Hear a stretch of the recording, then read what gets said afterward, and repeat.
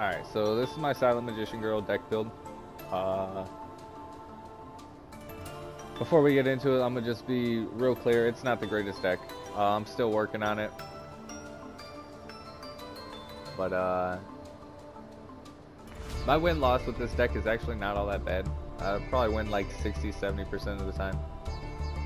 But it does rely really heavily on being attacked. Like, you have to be attacked for this deck to even work. Because it mostly circles around the, the fruit magician girls. And so let's be real quick and run through it. I got 2 Dark Magician, just because of the Dark Magician's destruction effect.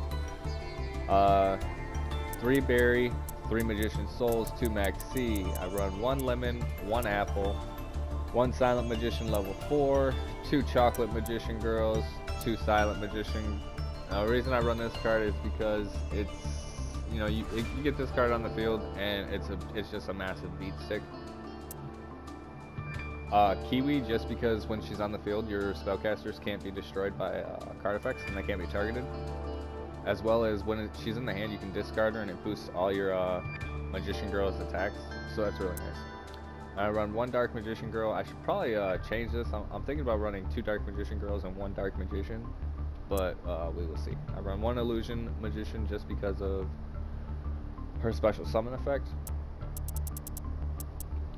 I run 2 Palladiums. This card is great with Soul Servant. I tend to get all 3 of my Magicians into the graveyard to get the +3 off of this a lot. You watch a few of my videos and you see that happen a lot.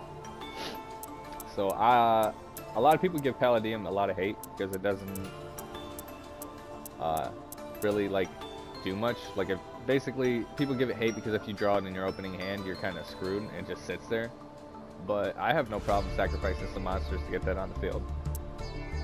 Silent Magician level 8 because it is a Silent Magician Girl deck, so these two just kind of go together because they literally do. But then I have Witchcrafter Golem Aurora. I have her in here because if you get a spellcaster monster that's targeted, you can special summon this card from the hand, and then you can just bounce back a monster that your opponent controls back to hand.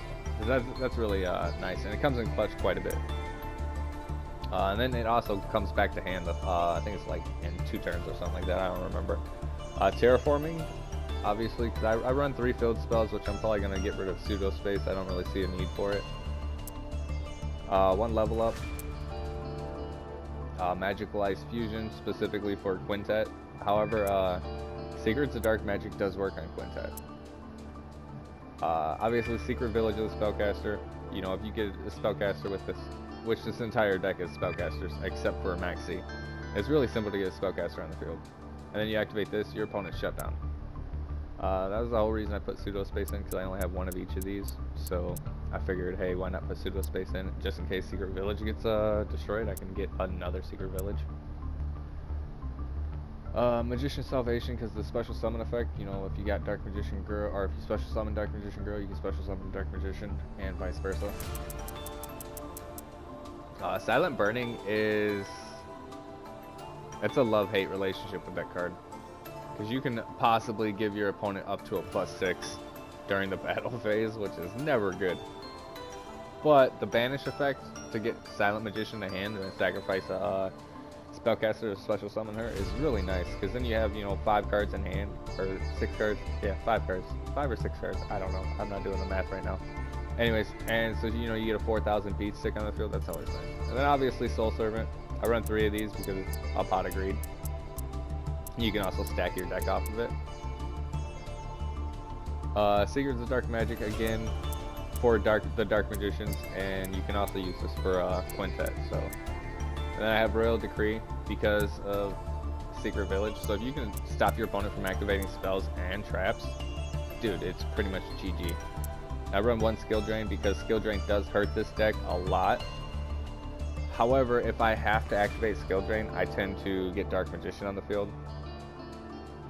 So, the only way I would activate this is if it was a last resort. And then extra deck, obviously I run 1 copy of the Dark Magicians because I only have 1 copy. I have 2 Quintets. Number 25, Force Focus, is nice because you can just basically negate an effect of your opponent.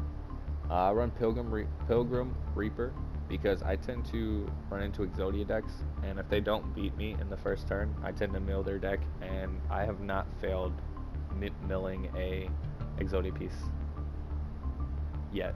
And usually when that happens, they just scoop. I have a video of me summoning this card and then the opponent scooping. Ebon Illusion Magician is really nice because it's a really nice banish effect, and because I run 2 Dark Magicians in this deck, it just makes sense. And then Red Eyes Flare Metal again, 2 level 7s to get this card on the field, and you're basically burning your opponent for 500 life points each time they activate anything. Ebon High Magician, I could probably drop this card, I don't know why it's in here. Probably just something to fill out my extra deck. Number 76, this is a really nice card because if your opponent activates a graveyard effect monster, you can just detach one and then attach that monster to this card, and then they don't get the effect. And then Zeus, obviously, is Zeus.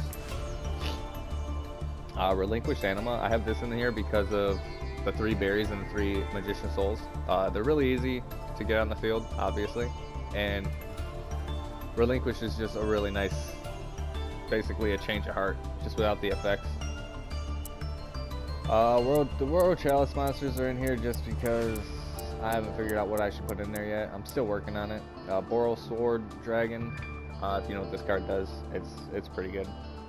Basically, you can target an attack booster monster, change it to defense, and then this card can make a second attack.